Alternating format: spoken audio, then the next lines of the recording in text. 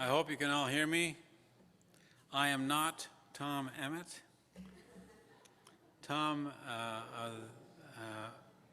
had to go home. He developed very acute pains in his legs today. He hopes to be able to be back tomorrow because he has a presentation to give tomorrow. And so I have been thrust into the lion's den as moderator, Richard Bennett, Dick Bennett again. Welcome to this, the session number 8, which will be the best session of the whole conference. This is the right place to be. This is Building Pride in Council Bluffs, and we have 3 wonderful speakers. First of all, Patricia Murphy, who will be addressing us first. Born in St. Augustine, Florida, past president of the Council Bluffs, Preserve Council Bluffs, and the Arts Council. She lives in the Bennett House. That's exciting. I'm anxious to hear about the Bennett House today, featured in Mary Lou McGinn's fine book. We have some copies of it here for $3,000 each. It'll all go to $10, I believe it is, right, Patricia? I'm anxious to see the Bennett House.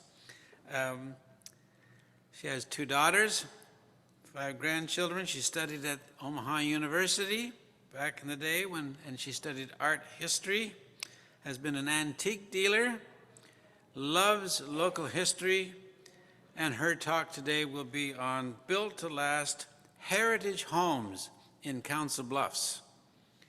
Our second speaker will be one of our sister missionaries in the Trail Center that I asked some time ago if she would deliver this paper, and I'm glad that Sister Grace Ogden is going to do that. Sister Ogden is a missionary, a full-time missionary, serving for the Church of Jesus Christ of Latter-day Saints. She's from Queen Creek, Arizona.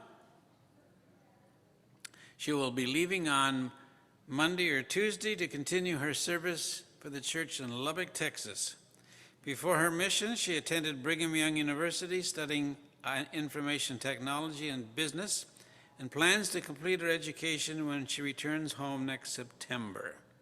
She's been a member of the church her whole life and has had the opportunity to serve in the church in many capacities, and I've sensed in Sister Ogden a real academic propensity. So I'm very pleased that she's going to participate today. And finally, Elder Vaughn S. Armstrong has been an associate professor of finance at Utah Valley University.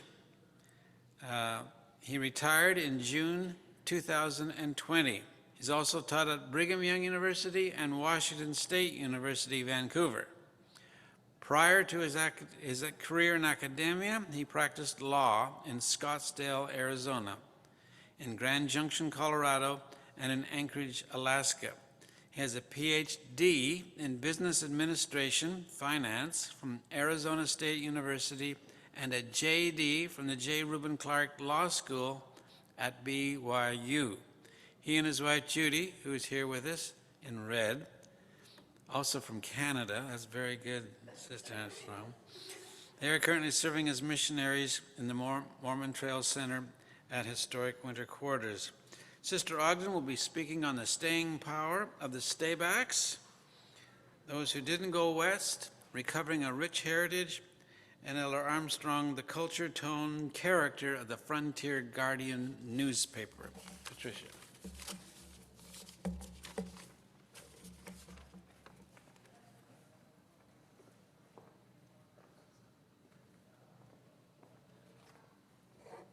I have my little clicker here. Okay, I hope I don't talk too fast. And I have about 35 houses. I'm limited to 20 minutes, so I'm going to give you a little bit about the house and a little bit about the person that built it. So we're going to start out with the Bennett House. This house is on the corner of Bluff and Willow here in Council Bluffs. It was built in 1880 by John Bennett.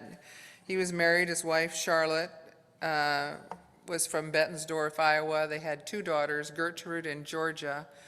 Georgia married then an Emke, and they built the house next door to mine, and we share a driveway. And then Georgia ended up marrying a Zermulin, who became a mayor of Council Bluffs, and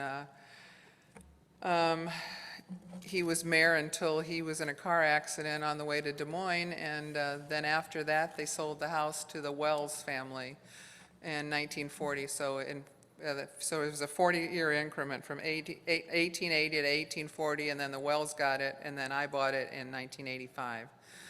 So tell you a little bit about the house. It's a mid-Victorian Italianate, maintained in pretty much the original condition. It's got an elaborate roof cornice with large flower buttons on the side brackets and sawtooth design work there on the porch.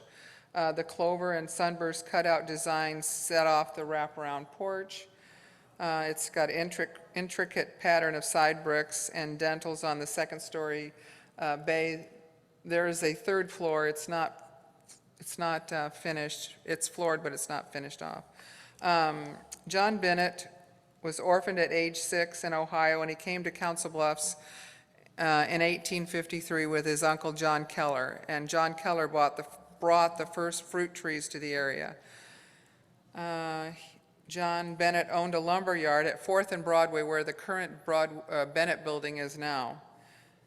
And he also operated a grocery store, and he was a county auditor and treasurer before organizing State Savings Bank, where he was the head cashier until he died in 1909. This house has, you can't really see them all on there, it has 4 really ornate chimneys, and it's got 5 fireplaces in it. It's got really intricate woodwork, and I'm the third family in it in 141 years, so it's pretty pristine.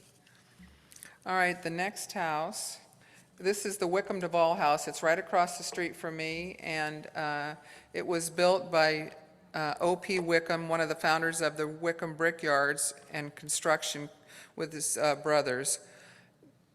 At one time, they produced 35,000 bricks a day, and then I think in like 1907, they were producing like 300,000. So it was a big company in Council Bluffs, and they built a lot of prominent buildings here. This house is an Italianate house. It has recessed double entrance doors with sunset motif. The Italianate wood hoods, window hoods, they've got to have like a scroll design on the top of them. Let's see here. Some of the other buildings that the Wickham brothers constructed were the Pot County Courthouse, the old one, the Squirrel Cage Jail, the Doheny Opera House, the Grand Hotel, St. Peter's, St. Francis and Holy Family Churches, Mercy Hospital, the first brick streets in Omaha, and many other commercial and residential structures. O.P. Wickham came to Council Bluffs from Ireland in 1858. He built this house, but he only lived there for 6 years.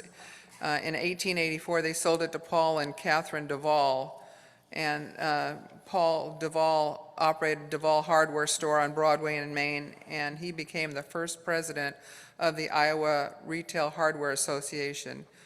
At his death in 1903, he was recognized as a leading citizen of Council Bluffs in its formative years. When the Duvalls bought the house and renovated it, the Prairie Craftsman style was popular then, so this Italianate house was changed to exhibit the craftsman detailing with the wide eave overhangs and the hip roof. The porches have prairie style and craftsman details. This next house, I think I'm out of order here. Okay, okay, this is the Henry Van Brunt House. It's across the Bluff Street from me. It's when this was painted, they were trying out different colors. It's not usually like that. And when I first moved there, that didn't have a front porch on it because it had been torn off, and that front porch has been restored. This house was built for Henry Van Brunt.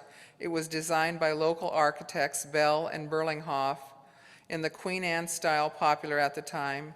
It features a steeped hip roof with steep cross-gabled L's, round rounded bay windows, canted corner bay, ornate pennant over the front door with a floral design and swirls, and it has a shield with the date of construction and the initials of VB for Van Brunt. Henry Van Brunt came to Council Bluffs from New York in 1868, and he opened his business on 4th Street in 1878, selling buggies, coupes, surreys, carriages, wagons, phaetons, bicycles, and harnesses and farm implements. The Van Brunt buggy, manufactured under his specifications, became one of the most popular in the whole West. Okay. This is the Judge Samuel Clinton house. It's catty corner from me, and it's an Italianate house. It's kind of plain, really, but let's see here. Samuel Clinton came here in 1858 and built this house in 1868. It is one of the oldest houses in Council Bluffs. There are, I think, 2 older.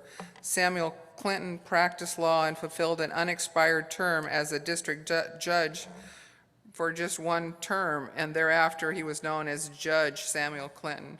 He is said to be one of Council Bluffs' most prominent pioneer citizens, and when he died at 72, he was the oldest member of the Potawatomi County Bar Association. In 1892, the house was sold to Thomas Metcalf family, and then in 1901, Lewis Cutler, whose family founded the Cutler Funeral Home, lived in it. Okay.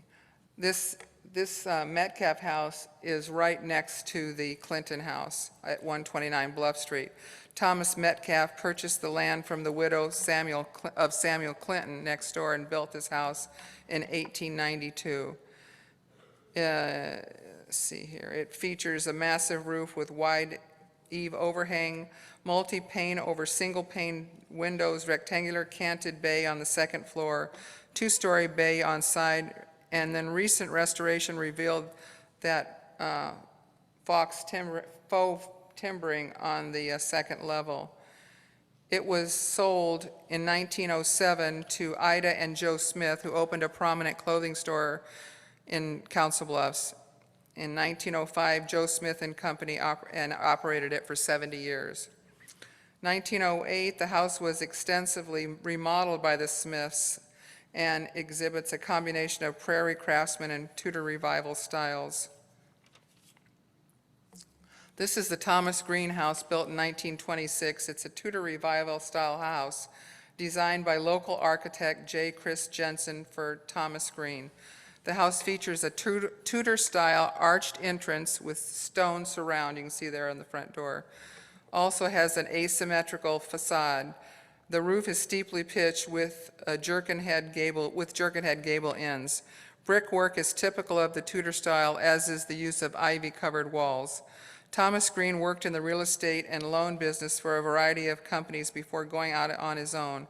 Thomas and Laura Green lived in the house until 1948, when they sold it and moved to California.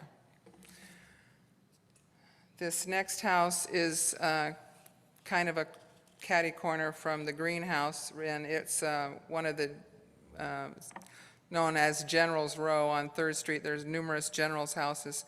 This house was built by Frank Everest in 1908, and it's Tudor Revival style, and it was designed also by J. Chris Jensen. Its notable features include 2-story side gables with a cross gable L, stucco on the 2nd floor, brick on the 1st. There's square brick posts and round posts on the front porch. Unusual guttering system on both sides of the front of the house. The false beam and knee brace brackets under the wide eaves.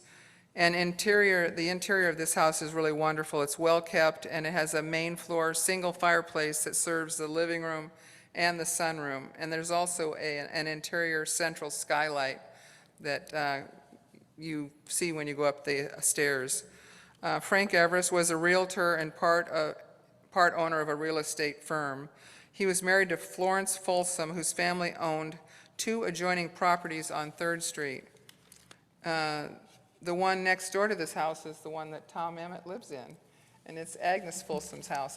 We're not talking about that one, but Anyway, this is the Jeremiah Folsom House, and it's 2 doors down from the Everest House. And this house used to sit way back on the property, and it was moved for, are you doing a tour of Council Bluffs, somebody told me? Oh, well anyways, you people that live here in town, go by and look at the Folsom House, because when you look at it up the driveway, it's huge, and it's got a massive barn in the back there too. Jeremiah Folsom originally designed this had this Greek Revival house built, but when his son got it, he changed it to Colonial Revival Foursquare when it was moved forward. Let's see, the 2-story house has a hipped roof and dormers. The wraparound porch has tripled and round posts that were added in 1906. Ward Folsom and his family lived in the house until 1967. Jeremiah Folsom came to Council Bluffs in 1854 with W. Maynard, the founder of the Nonpareil newspaper, which started out as the Chronotype. And Jeremiah was one of the largest owners of real estate in the city in the early Council Bluffs. This house is the Henry B. Jennings house, built in 1902. It's next to the Folsom House. It's located at 201 3rd Street. It was designed by local architect Edward Shotgun in 1902 for Dr. Henry and Hattie Jennings. It's an excellent example of neoclassical style of architecture with a 2-story rounded classical porch, exaggerated scroll pediments over the front door, cornice returns, and first-floor windows, modillion blocks at the eave overhang, cornice returns, and gabled pediment dormers. In 1922, the Jennings, who had the house built, sold the house to Edward Shotgun, who had retired from being an architect, and had just taken over his dad's position as vice president of Gronowig and Shotgun, the largest wholesale grocery business in western Iowa. Shotgun's son, John, was married to Henry Fonda's younger sister and is said to have caused quite a stir in the neighborhood when Henry Fonda came to visit. And when Henry Fonda lost his wife, Jane and Peter were staying at the Shotgun house with their aunt. Okay, this next house is the Fred R. Davis house. For many years, it was called the Girl Scout house in Council Bluffs. It's located across the street from the Dodge house. It's an eclectic prairie Italian Renaissance house built in 1916. It has a massive hip roof with clay tiles which have been replaced with cement tiles. It has unusual double gabled dormer above the front door there. The matching garage originally had a car turnaround in it and is connected to the house by an underground tunnel. Fred Davis was the founder of the later president of the Pioneer Implement Company. The Pioneer Implement building was the largest in the city. Okay, this is the General Grenville M. Dodge House at 605 3rd Street. The Dodge House, built in 1869, was designed by William Boyington of Chicago,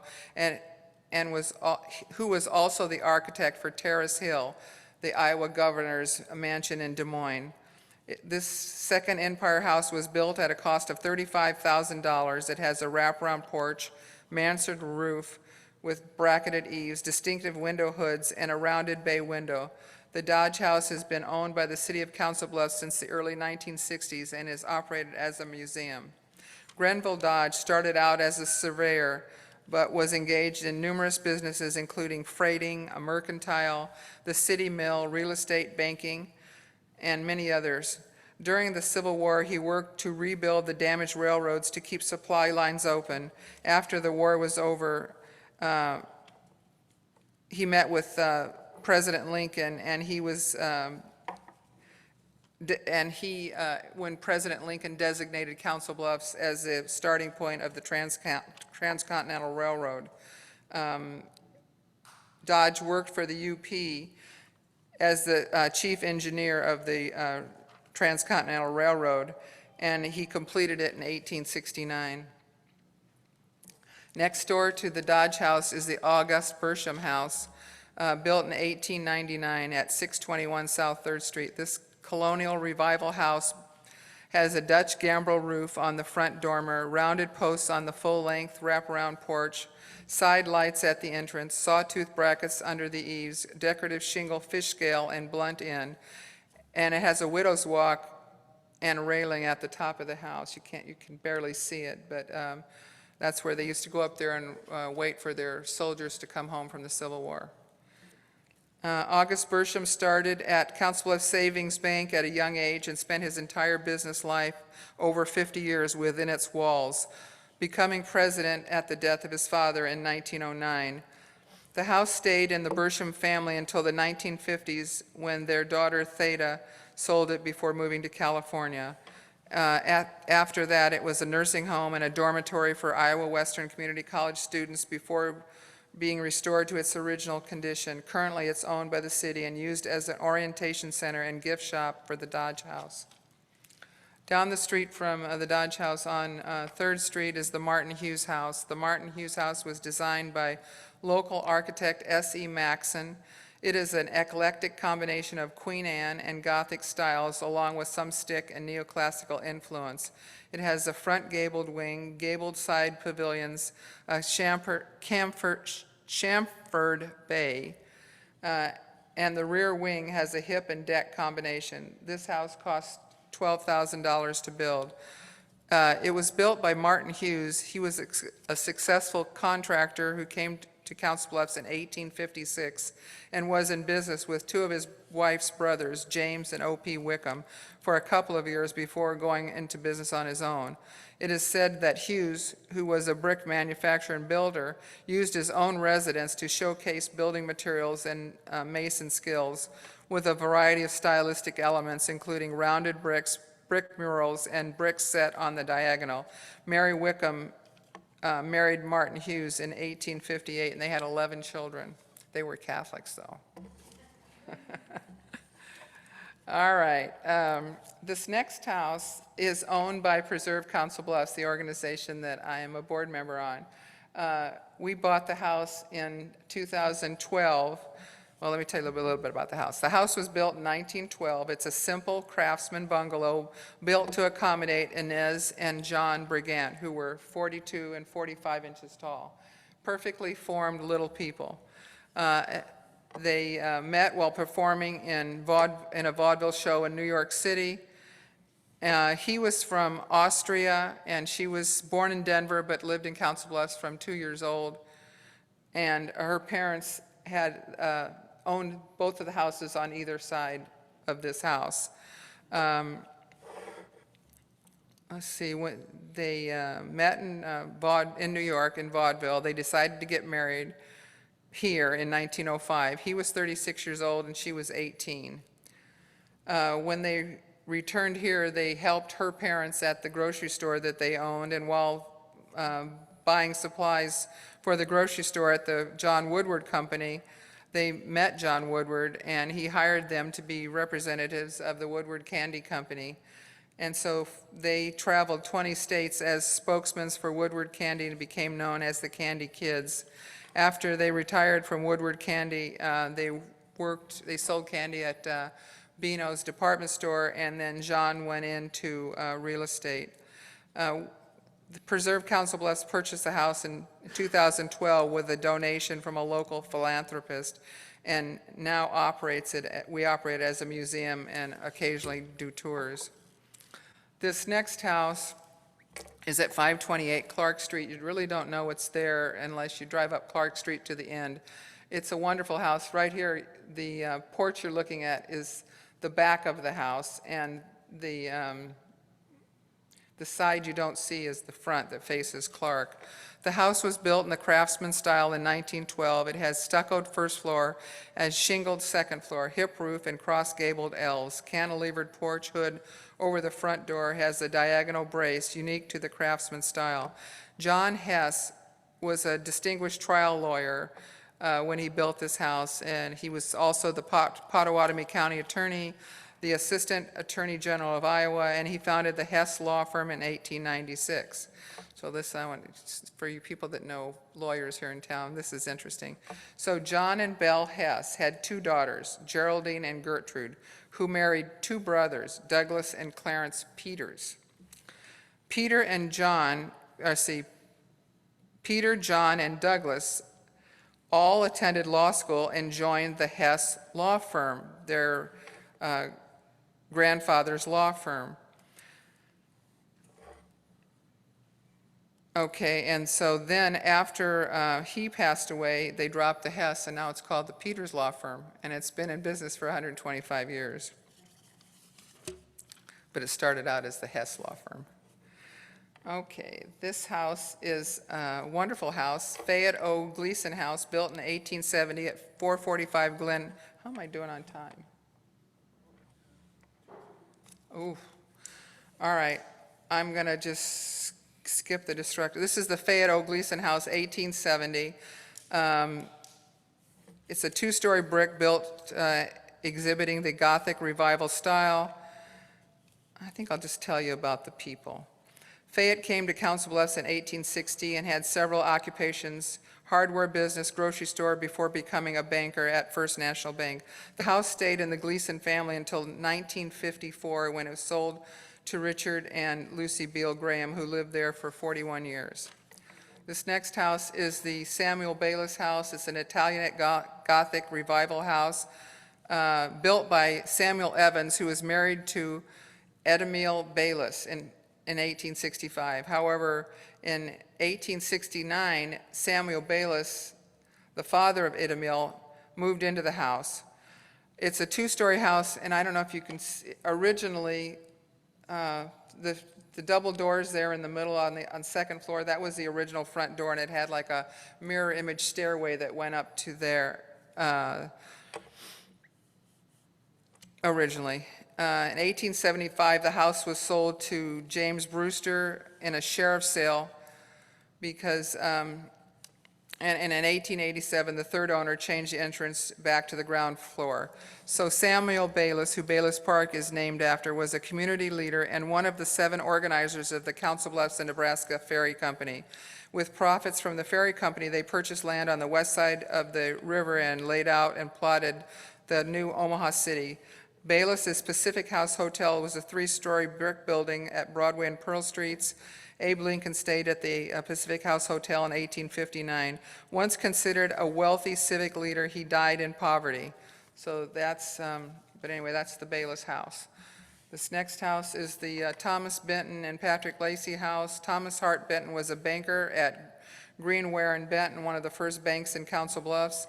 He was an Iowa State Senator, Brigadier General in the U.S. Army in 1864. He suffered losses in the Panic of '87. He went to serve in the Civil War, and he had to sell his house in 1865 to one of the circuit judges for the state of Iowa.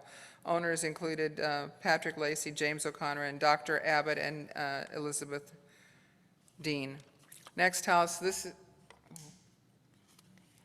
is the Lysander Tully's house at 151 Park Avenue. It's a Victorian Gothic style, impressive 2.5-story, designed by P.E. Hale of Chicago and built by Wickham Brothers. It features Gothic arched windows.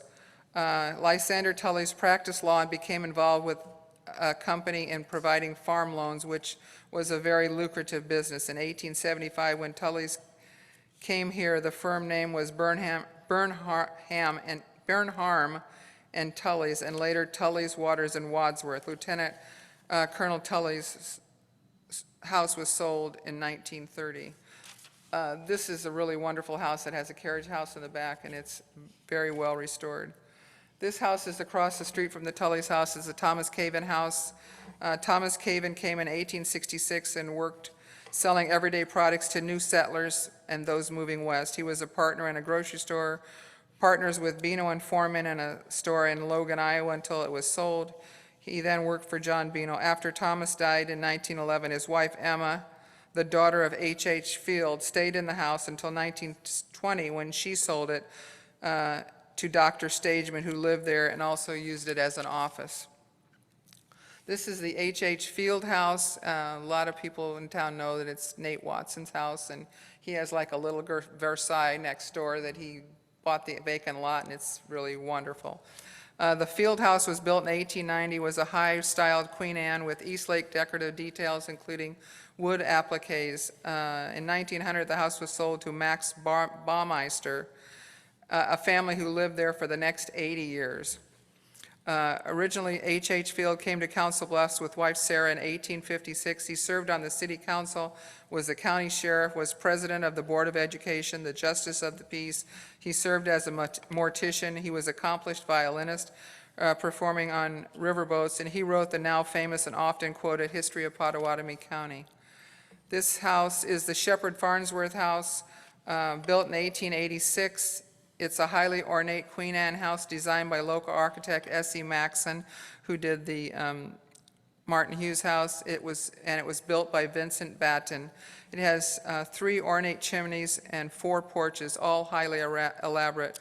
Farnsworth, who built this house, served in the Civil War and came to Council Bluffs in 1869 at 28 years old and purchased a half interest in First National Bank and worked there as a cashier until he retired. The house was sold in 1920 to Judge John Tinley. The judge and his son John Jr. became partners in the Tinley and Tinley law firm, known for defense in major criminal cases. This house has the most fabulous stained glass, etched glass, and leaded glass in the whole city of Council Bluffs. Next house is the John J. Shea House, 1888. This house is a massive 2.5-story Queen Anne built of patterned brick adorned with limestone. Due to the panic of 1893, the worst the U.S. had ever experienced, John and Agnes Shea lost their new home only 5 years after it was built. In 1900, banker Timothy Turner purchased the house. Turner and his brother-in-law, C.R. Hannon, founded the City National Bank. Marion Turner, Turner's daughter, lived in the house until 1993. This is the O.P. Wickham House at 616 South 7th Street. It just recently sold. It's painted all kinds of colors right now. This is the second house built by O.P. Wickham. It's a Queen Anne style. Notable features are outstanding Victorian woodwork, 2-story slanted bay, and numerous other features. O.P. Wickham was one of the Wickham brothers who started the Brick and Construction Company in 1863 that built many prominent structures like Council Bluffs Savings Bank, Northwestern Bell Telephone Company, Pottawatomie County Courthouse, Squirrel Cage Jail, Mercy Hospital, the Bennett Building, Iceman Building that became Beano's, St. Patrick's, St. Francis Holy Family Churches, St. Francis Academy, and the Dehaney Opera House. 1 minute? Okay, I only got a couple left here. Arthur, and this is the Arthur Hazelton House at 408 Oakland Avenue. Hazelton came to Council Bluffs in 1884 and was the principal at the high school for 1 year while he studied law, because then you had to study law in Iowa for a year before you could practice law here. He served as county attorney and state senator until he resigned to become the postmaster, appointed by President William McKinley and reappointed by President Roosevelt. This is the Dr. Frank Wilson Dean House, built in 1913, 424 Oakland Avenue. It has Italian Renaissance style. Dr. Dean was an eye doctor and was on the staff of Jenny Edmondson Hospital. After his wife, Sarah, died in 1939, he sold the house in 1940.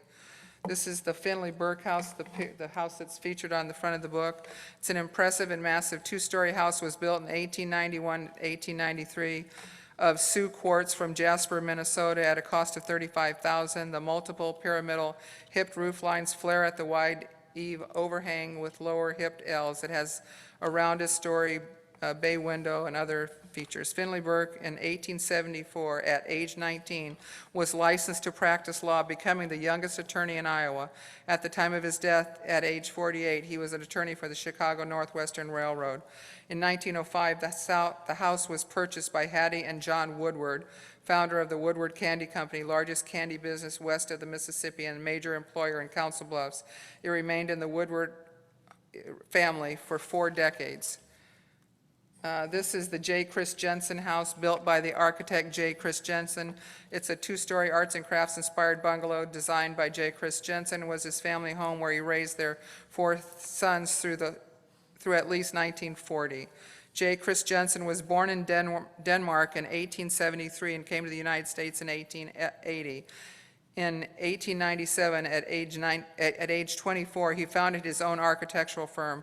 His first major project was the Woodward Candy Company, and he built over a number of years. He kept adding it on.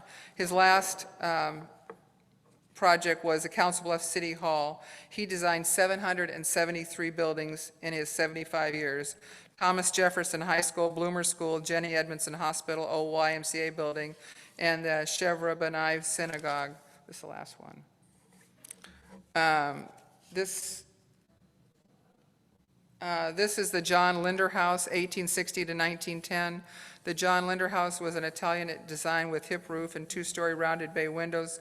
John Linder came to Council Bluffs in 1860 and purchased 10 Shuttler wagons and hauled freight between St. Joe, Council Bluffs, and Denver. He also owned a grocery store and a saloon in Council Bluffs before turning to the wholesale liquor business. John's daughter sold the house in 1919.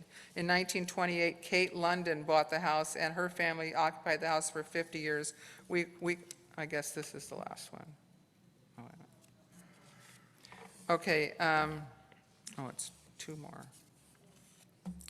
The Milton Sylvester House is the oldest house in the city. It's out on Kanesville Boulevard, 2126. If you see Fairway out there, it's the house that sits kind of back behind Fairway.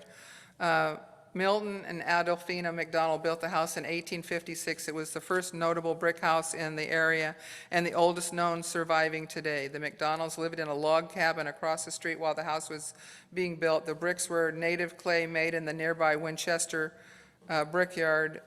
It's a Greek revival house. The McDonalds took in Hazeldale teachers as boarders. One was William Kinsman, the Civil War hero. Another teacher boarder was John Sylvester, who married Adolphina after John died in 1863. The Sylvesters planted the first apple orchard in western Iowa. This is the Ben Marks Ranch, built in 1905. It's off I-29 and the Bellevue exit. It's made of logs. It has 8 bedrooms and 5 bathrooms. It's located on a 5-acre secluded lot. It's 5,356 square feet, and it was said to be a gambling parlor, a brothel built on the Potawatomi and Mills County lines, which allowed patrons to move to the opposite county if word came of the impending visit by the sheriff. Ben Marks was born in Illinois, and at 13 he managed to enter the Civil War as a dispatch bearer. He met Mary. They were married in Chicago and came to Council Bluffs in 1882. He was a soldier, gambler, landowner, community leader, confidence man, livestock grower, and philanthropist. These next houses I'm just going to show you real quick. These are the ones that we've lost. This was the Tinley House on 3rd Street. This was the Snow House on 4th Street. This was the Edward Laskowski house, who was a prince. And this is the Stillman Double House. That was the last house. And this was the Finley Burke house. That was he was the father of Finley Burke that built the Woodward Wadsworth House up on Oakland. Thank you all very much. Sorry I had rushed.